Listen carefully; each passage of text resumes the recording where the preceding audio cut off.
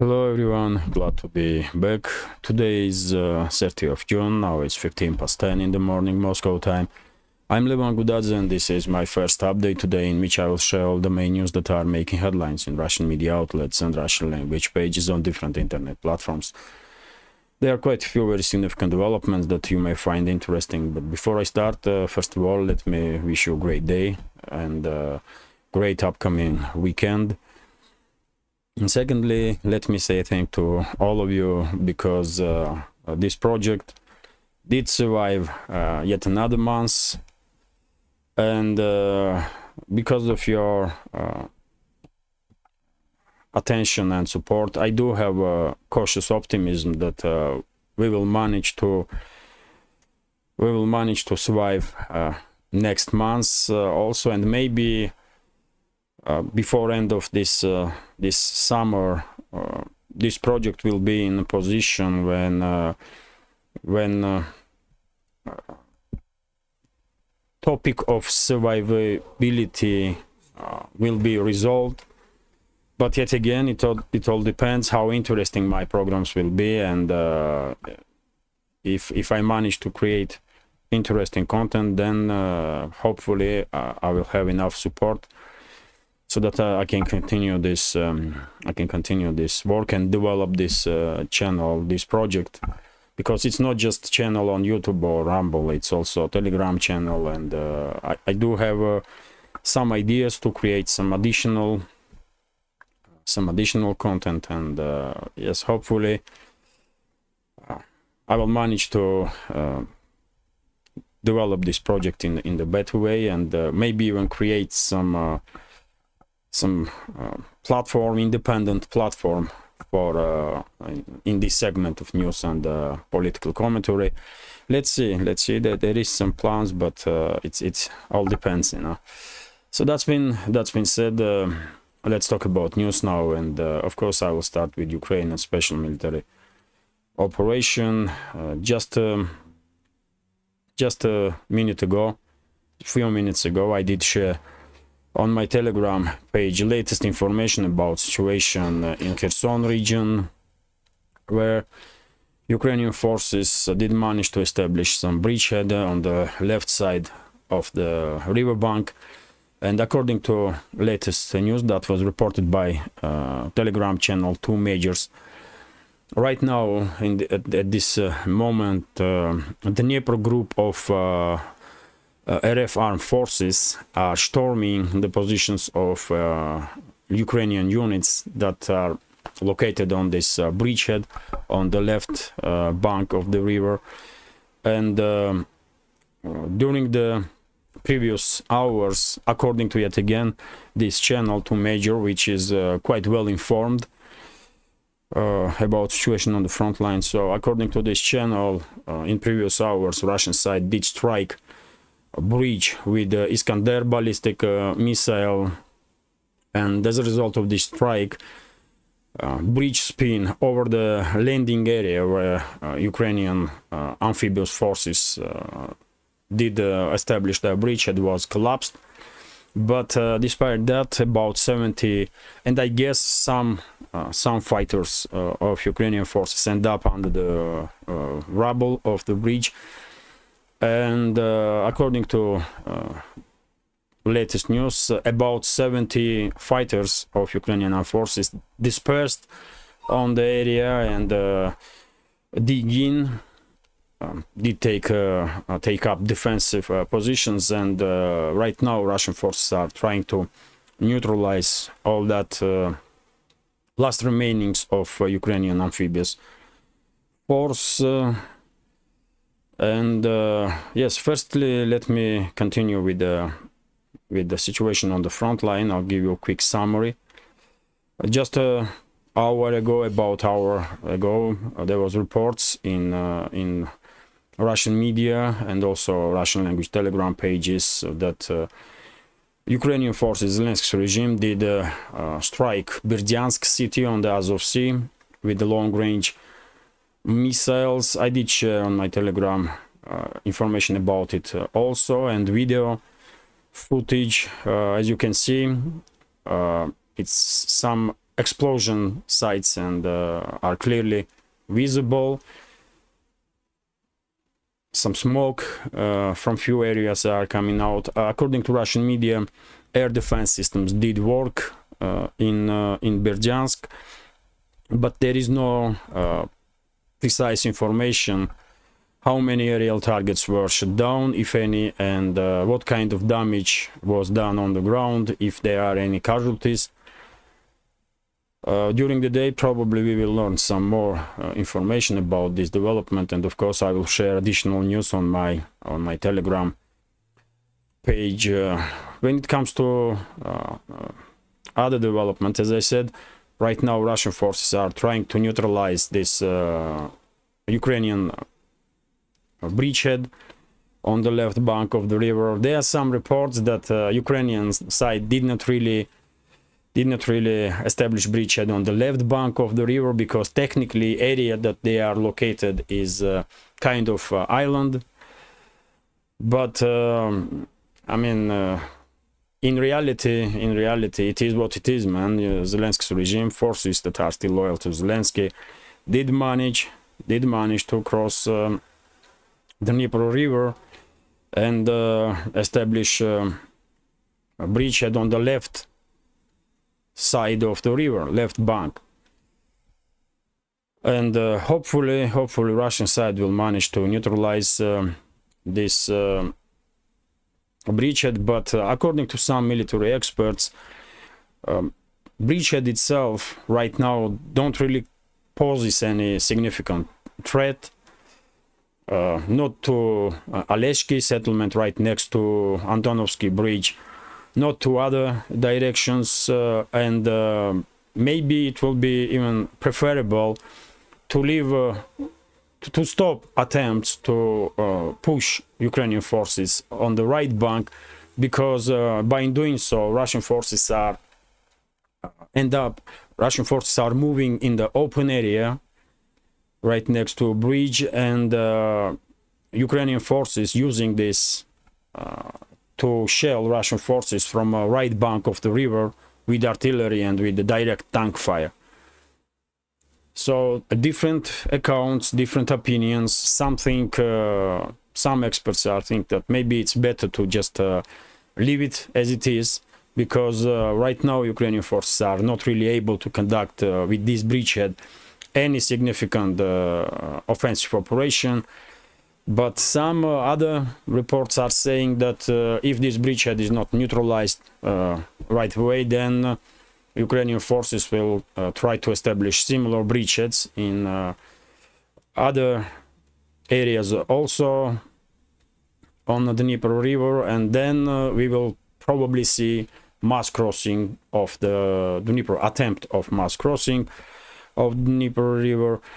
Now, I'm not military expert, so I cannot come up with suggestions, really. I can only analyze situation, and whatever the case, I think Zelensky's regime will attempt mass crossing of the Dnieper anyway, with bridgeheads or without bridgeheads. So if it's possible to just isolate this bridgehead and leave it as it is, so that Russian soldiers won't risk their lives by storming these positions, then why not? Because to save lives is a priority, should be, and the Russian mobile defense strategy is definitely actually working, isn't it? It's quite effective approach, and I don't think this bridgehead is truly causing any significant threats, at least for now. When it comes to Zaporozhye region, of course, very actively are discussed in Russian media, Russian language pages, in Ukraine also, and in the West.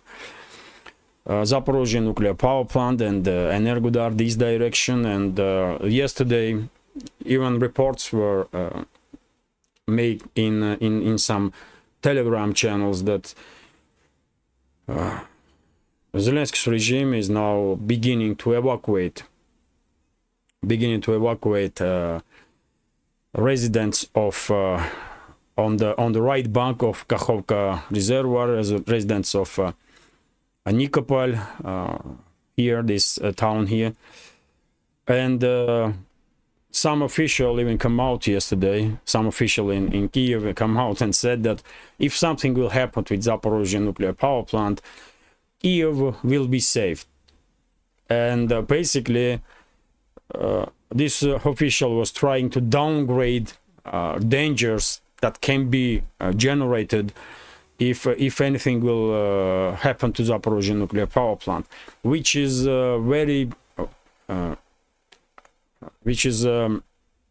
first of all a disgusting statement to be made, and secondly, this kind of attitude from Zelensky's regime clearly demonstrates that they are not just in preparation to conduct some provocations in the direction of the Zaporozhye region, but probably they already are.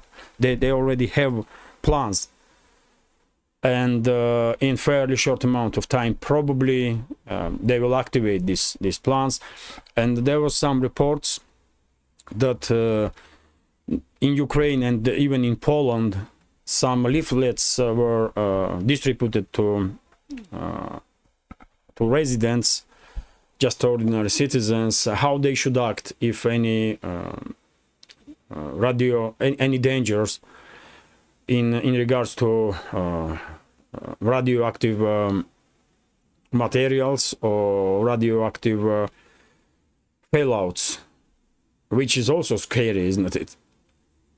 I don't know what Zelensky's regime is planning. They may strike Zaporozhye nuclear power plant with long-range missiles that they are receiving from United Kingdom and US. They may strike Zaporozhye nuclear power plant with drones. They do have options, really, because Western elites almost on daily basis are providing those criminals with long-range weaponry. But whatever the case, situation is becoming more and more intense in direction of Zaporozhye, in regards to Zaporozhye nuclear power plant, which is very, very soon development. Everyone should be, cautious in regards to this topic.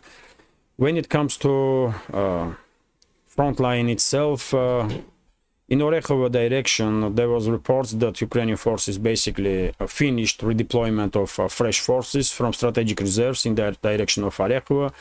There were some reports that Ukrainian units did manage to conduct some offensive operations in Robotyne area, but Russian side, according to Russian sources, all the attempts, offensive operations of Ukrainian forces were repealed. And very same did happen in the direction of this land bridge, not land bridge, but bridgehead that Russia has between Avdiivka and Gulyai Pole, so-called Remensky ledge.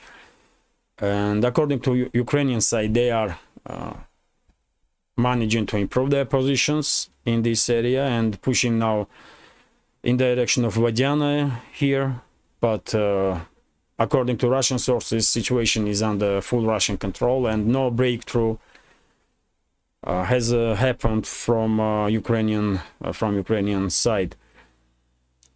Severe fighting is taking place in direction of in Donetsk direction, and first of all it's Marinka, of course, and there was some activity in the direction of Avdiivka, but I'm still remaining on positions that it's some kind of operational pause in the direction of Avdiivka. Very active fighting is taking place in Bakhmut area, on the flanks of Bakhmut, and during the previous days Ukrainian forces did manage to improve their positions, and now even big Russian language Telegram pages, Telegram channels are confirming basically that fight is close range battles are taking place inside the Bakhmut itself, on the southern western parts of Bakhmut.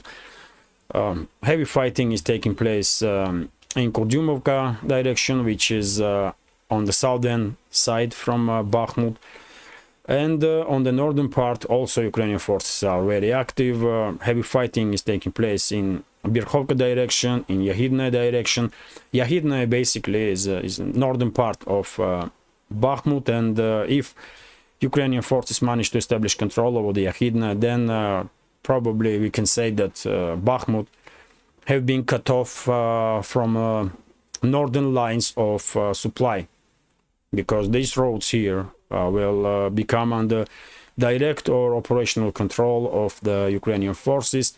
And I guess in fairly short amount of time, Krasnaya Gora itself will become a hot point if these offensive operations of Zelensky's regime continues in this area. And we had reports that in Solidar direction, this time in previous 24 hours, it was Russian forces that were conducting some offensive, local-scale offensive operations to improve their positions. But overall, situation is very intense in Solidar direction also. So this Bakhmut-Solidar defense line of Russian side is under heavy pressure, and well, there is some risk that that Ukrainian forces may manage to achieve some breakthrough on the Bakhmut Solidar sector of the front. But yet again, let's see how the situation develop. In Russian Telegram pages or in Russian media, you're not gonna see any panic about developing situation in Bakhmut area. So probably Russian side is well enough prepared to hold on to positions to stabilize front line. When it comes to Seversk direction, it's usual story.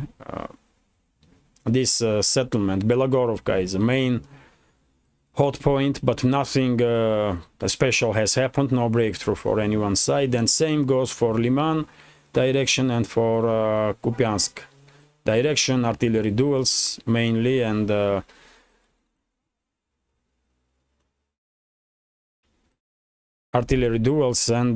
shootouts between the strongholds of the sides. This is a short update about situation. By the way, during the previous night, Russian side did conduct yet another missile and drone strikes on logistical and military infrastructure of Zelensky's regime. And according to latest informations, some huge explosions were heard in Zaporozhye, Kherson, and Nikolaev directions. And during the day, probably we will learn in more detail what was struck by Russian drones and missiles, and of course I will share additional information on my Telegram. Now let's talk about some other news, and this is RIA Novosti's report about attempts of Ukrainian armed forces to conduct offensive operations in Artyomovsk or Bakhmut direction. And we have statement from Andrei Marochko, military expert from LPR, who said that during this local scale offensive operations, Ukrainian side are using now Western-made military equipment, which is indicating that it's fresh forces. It's new brigades or new units that were probably trained in the West and are mainly equipped with Western military equipment. So in coming days, probably we will see on Artyomovsk direction also the footages, video footage or photo materials quite similar to what we see in Zaporozhye sector of the front, with the destroyed columns of Ukrainian armed forces with Western-made tanks and armored personnel carriers. But yet again, I did report quite a few times that Zelensky's regime did send in this direction reinforcements, fresh units. So not really surprised that this fresh units or new units are equipped with the Western military equipment. Next information is about Russian airstrikes. Russian airstrikes on points of temporary deployment of 4 Ukrainian brigades, 92nd, 54th, 22nd, and 129th brigades of Ukrainian armed forces. So we don't have exact information about results of these strikes, but because it was aviation involved and probably guided avia bombs, FAB 500, maybe even FAB 1500, I guess on the ground there was some significant damage done by these airstrikes. I guess during the day Russian Defense Ministry will probably share additional information about this situation. Next information about Berdyansk. I did already spoke about these strikes on Berdyansk that Zelensky's regime conducted this morning, and RIA Novosti is reporting that Russian air defense systems were active in this area. For now, let me refresh this page. Maybe some additional news was. No, for this moment there is no specifications about how many aerial targets were destroyed, shut down, and if there was any casualties on the ground or damage. Yet again, if any additional news, of course I will share on my Telegram page during the day. By the way, this is also interesting. Yesterday afternoon, Ukrainian forces did try to reinforce the bridgehead on the left bank of the Dnieper, and according to Russian side, 6 fast boats were destroyed during this attempt, and 30 Ukrainian military personnel was neutralized. So I guess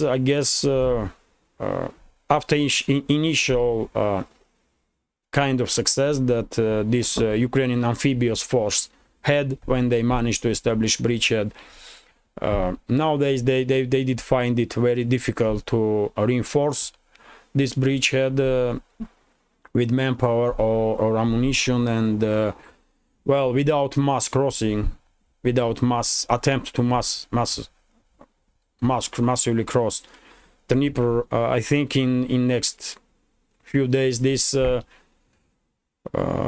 units on the left bank of the river just will be forced to retreat on the right bank.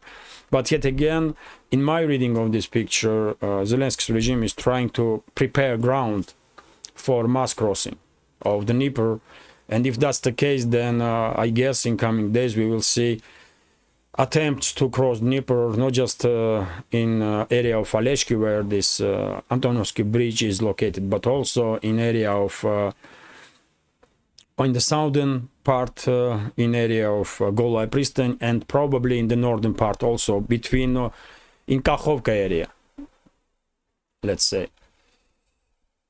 So let me continue now, and this is very interesting news. Also, TASS news agency is reporting, based on statements from Russian Defense Ministry, that missile strike on 27th, or bomb strike on 27th of June on Kramatorsk, in permanent point of location of Ukrainian foreign mercenaries, foreign instructors, and Ukrainian officers. As a result of this strike, 50 Ukrainian officers were neutralized, among them 2 generals, and also 20 foreign mercenaries and instructors of Ukrainian forces. So if this information is not inflated, and if it's correct, then it was a significant hit, I guess, on Zelensky's regime and the Western masters of Zelensky's regime, because these so-called mercenaries, they are basically they are formally they may are members of PMCs, but in reality all those mercenaries were members of NATO military. So I guess this was significant strike on Zelensky's regime and Western masters of that regime. And we have first time numbers from Russian Defense Ministry, because there was so much talk about this strike in Kramatorsk, during the which unfortunately several civilians were killed and dozens of civilians were wounded, unfortunately yet again. But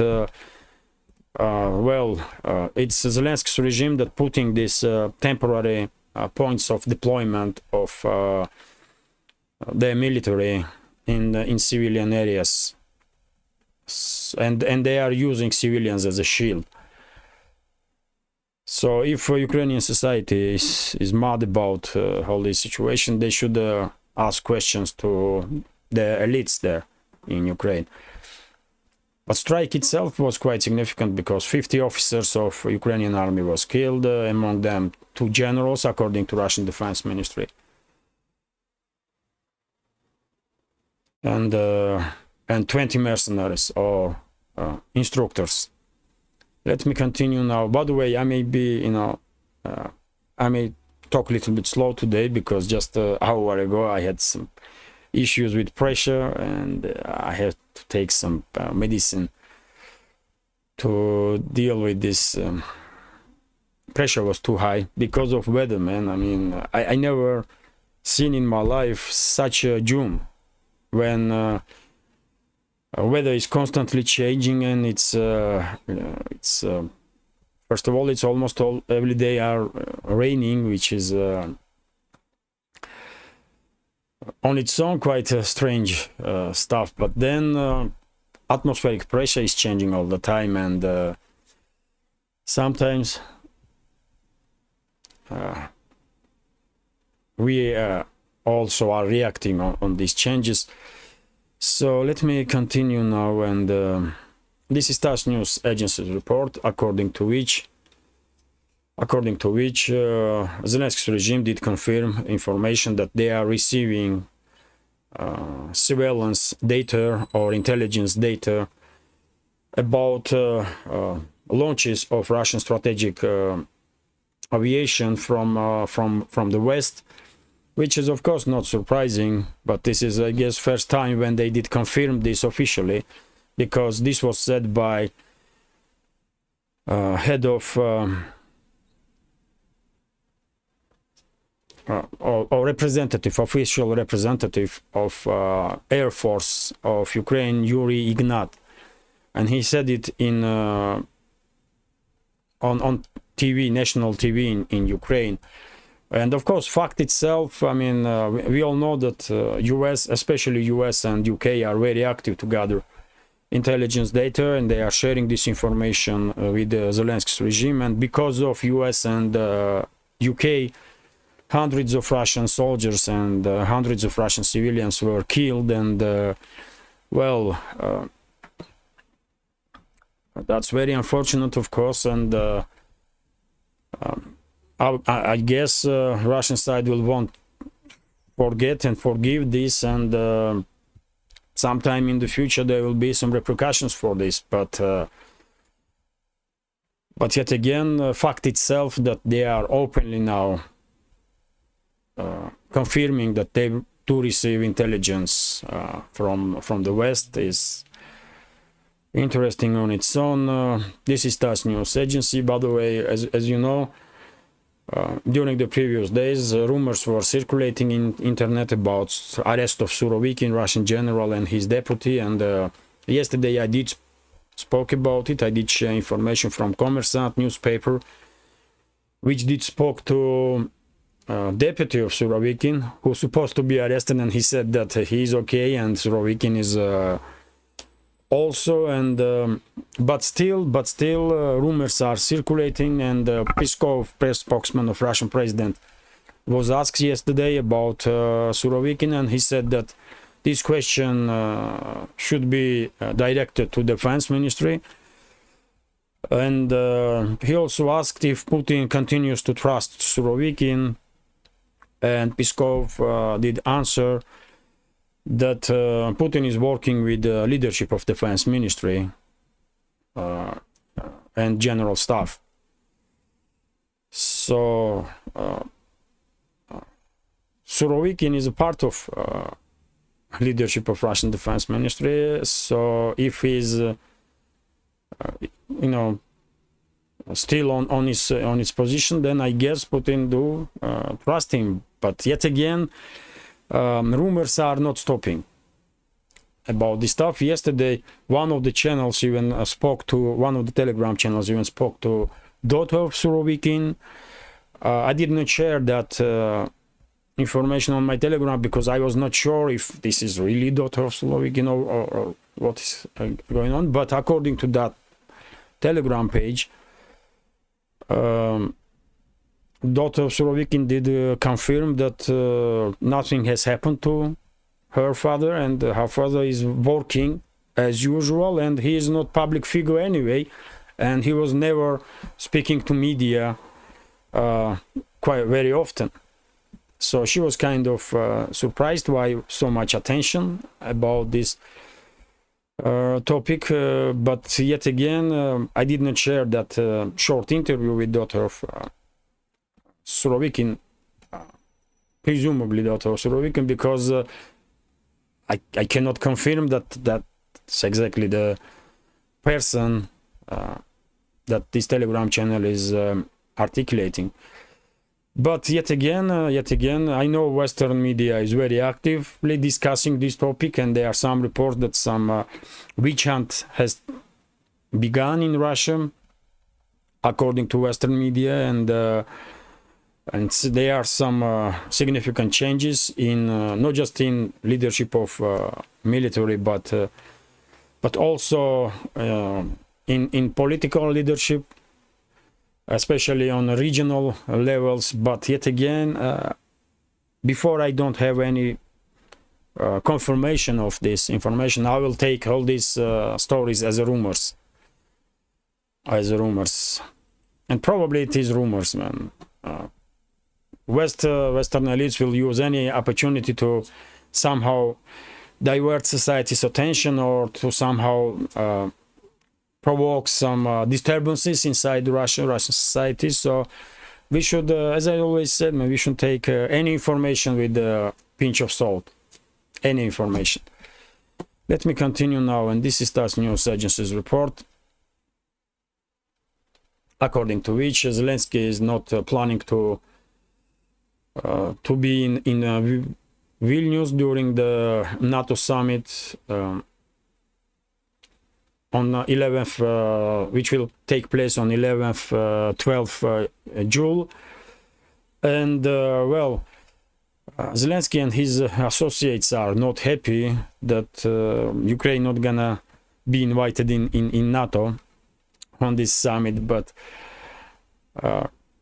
yet again, entire this topic of Ukraine becoming NATO member is exaggerated in so many ways, because Ukraine never had such a chance.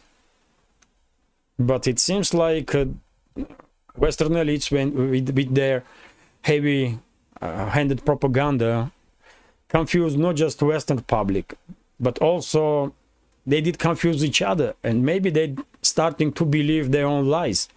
And now some of them are upset that Ukraine not gonna receive invitation to the NATO, and not gonna become a NATO member. I mean, as I said, man, Ukraine never had any chance to become part of NATO, and well, And this is also interesting. Interfax is reporting, Interfax news agency, that some agreement have been reached in NATO to continue to keep Stoltenberg as head of this formal head of this organization. As we know, UK wanted to put current UK Defense Minister Ben Wallace on position of NATO Secretary General, but Biden administration was against it. They want to keep Stoltenberg in head of NATO, and because US is dictating everything in the Western world, if Washington wants Stoltenberg to stay, then that's how it's gonna be.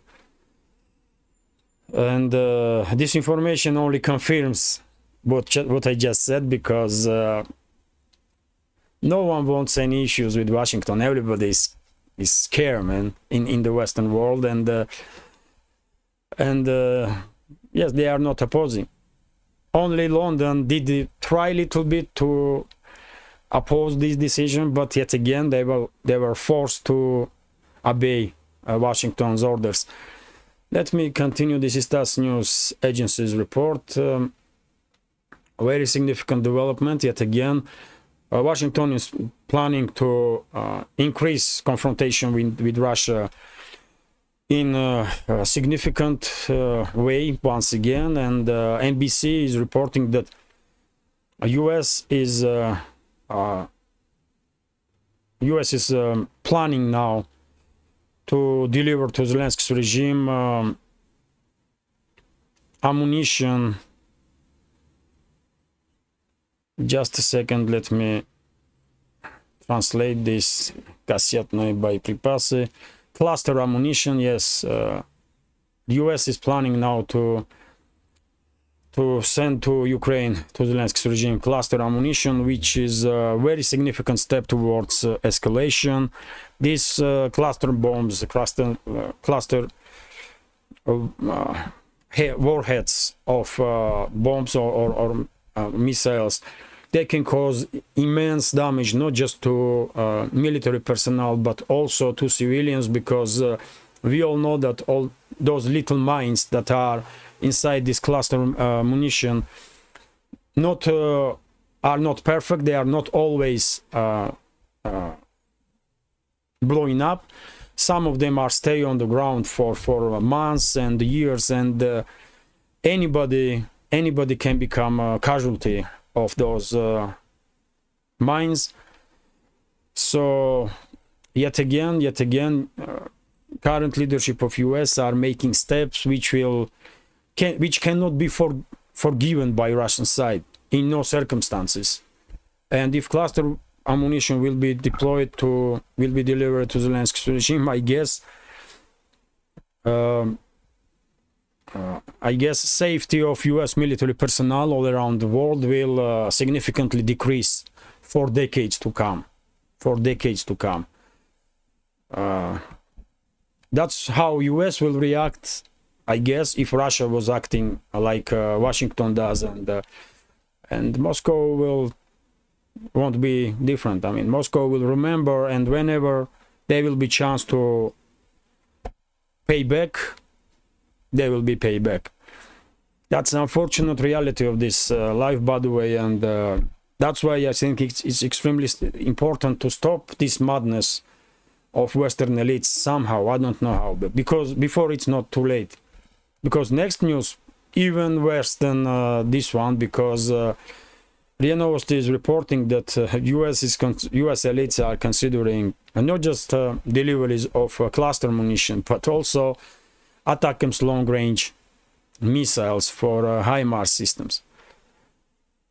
And basically after this, if this will happen, then what else US can deliver? Only fighter jets left and nuclear weapons itself, because they did send everything they got, really.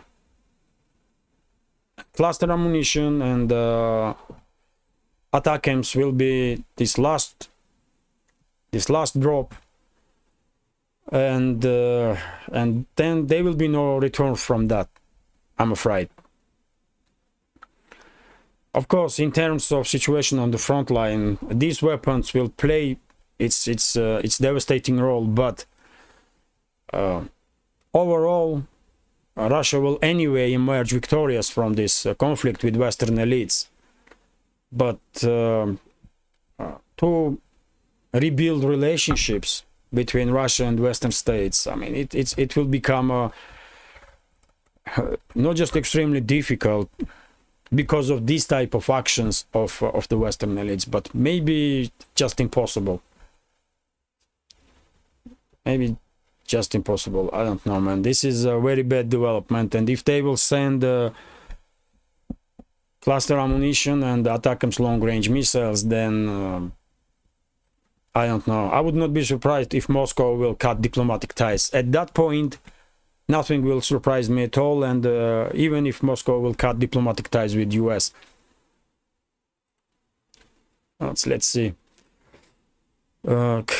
Next information. How long is this video? 40 minutes. Wow.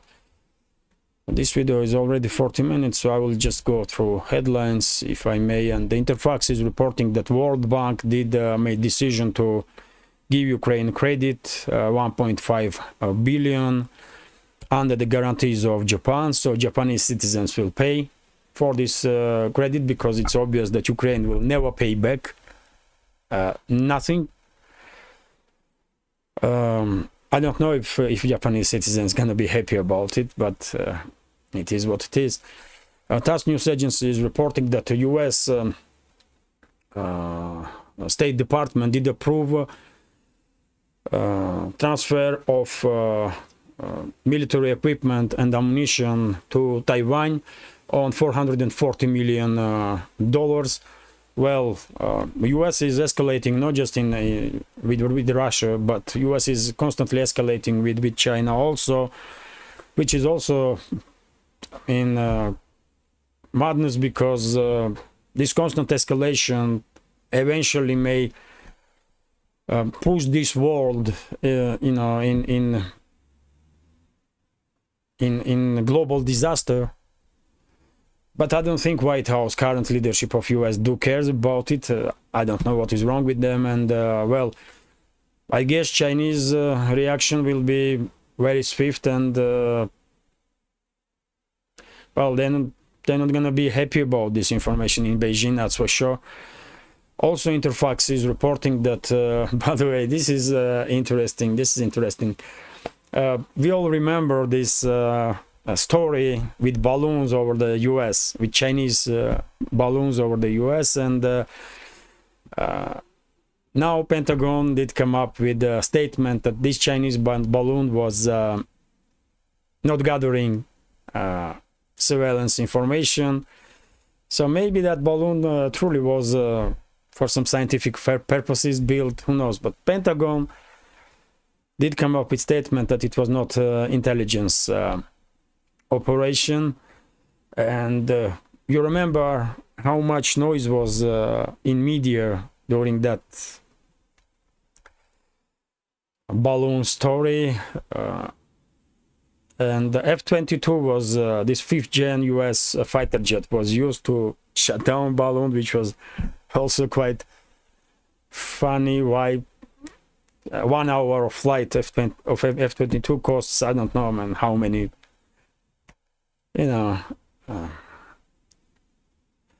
Anyway, let me continue now. This is RIA Novosti's report, according to which during these riots in France, previous afternoon and the night, 667 people were arrested by police, and I did see some other report that about 300 policemen were wounded or injured during these riots. I did share on my Telegram channel some video footage from different cities of this is it, by the way. You can check it. In different cities of the France are some significant disturbances, riots. Maybe some of you don't like this word riots, but that's what it is, man. They are I can understand when people are angry on local government or local officials or federal officials. I get that, but I don't understand why these angry citizens are beginning to destroy everything around them. I mean, who benefits from this? Presumably, these citizens, angry citizens, want a better environment in very areas that they are living, and very same time during these riots they are destroying exactly the area that they want to be improved. I mean, I just don't get it though. I don't understand why they are destroying everything, including small businesses. I mean, why? I don't know, man. I do understand protest, and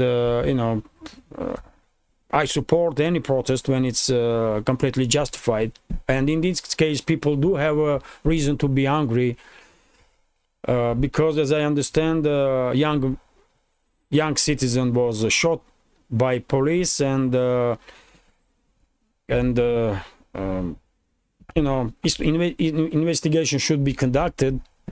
But I can understand that people are mad because young man was shot.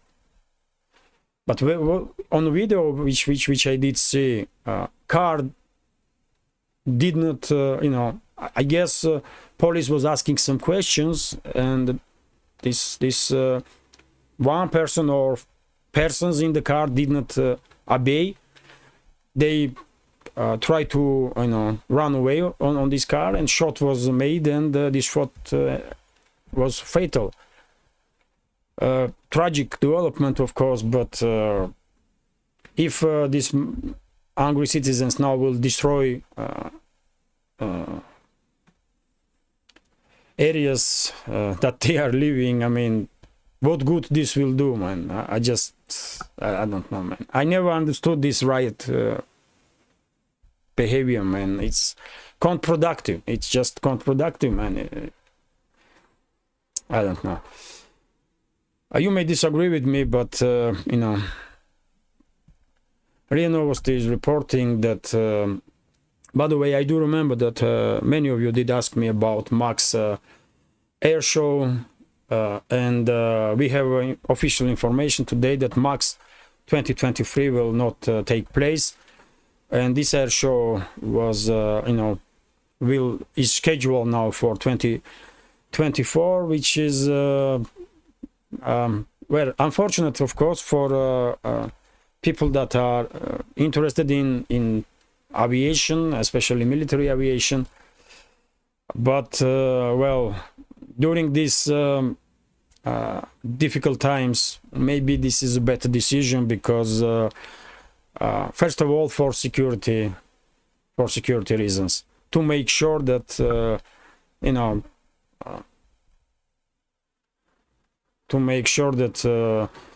civilians are not under the risk of any terrorist activity from Zelensky's regime, or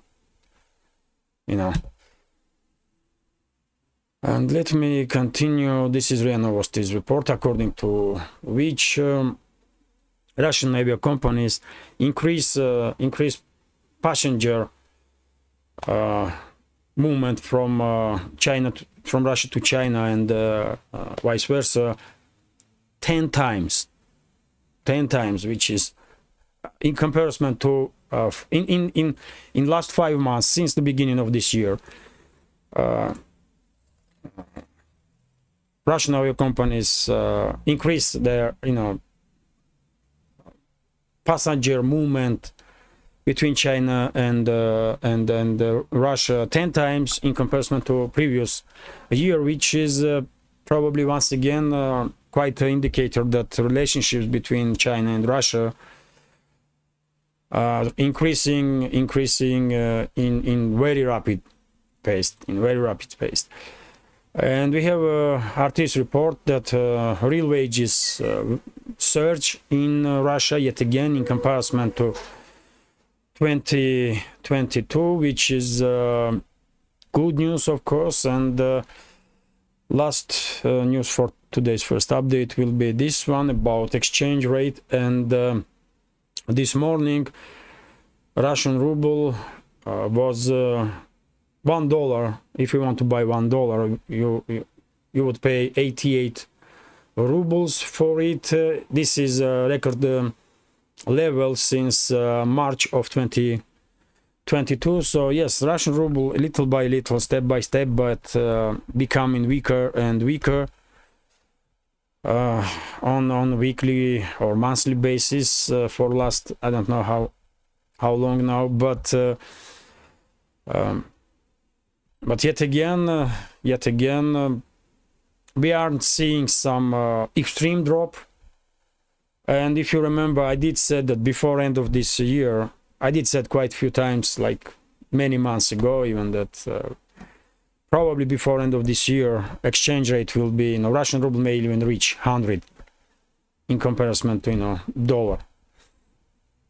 And in one hand this is good for big companies that are oriented on export, but in other hand this is not really good for us ordinary citizens, because if ruble becomes weaker, then well, inflation will definitely begin to rise. And maybe to balance somehow this whole situation, there was reports, I did read it about yesterday if I'm not mistaken, that Russian central bank is considering to rise interest rate. So this may at least slow down this trend of ruble becoming weaker. It may have, and probably will have, some influence to stabilize ruble, but well, I guess ruble will stabilize somewhere around 100 and 120 rubles for a dollar. When ruble will reach that point, then probably it will be stabilized on its own. But yet again, I'm not expert, so I can be mistaken. Let me finish this update now, and if you find this video, this update interesting and informative, please hit that like button and leave some commentary about any topic you like. More likes and comments, my videos will have more chances are that algorithm will don't suppress my videos, at least extremely, in extreme terms. And if you can, please share links to my videos or my channel with your friends on Facebook, Twitter, Telegram, or any other platform that you are active on.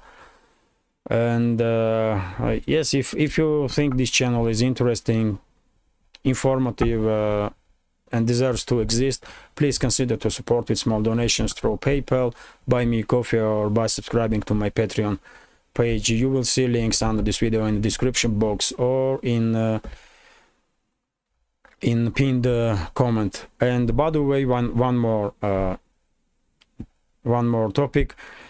I did say quite a few times before that I do need 1 day off on weekly basis just to recharge, because I'm constantly with notebook, constantly trying to looking for news, and just to make sure that I'm managing all this work well enough. I will take 1 day off from YouTube and Rumble, and this day will be Saturdays. So if tomorrow there will be some extraordinary events, then I will probably have day off, but I will be active on Telegram. I will still be active on Telegram, but I will take day off from YouTube and Rumble, and I will try to do it on weekly basis. So I will have Saturday, at least 1 day a week, day off, so I can stay as much as possible away from media outlets and news. This is it for now. Have a great day, have a great upcoming weekend, and take care.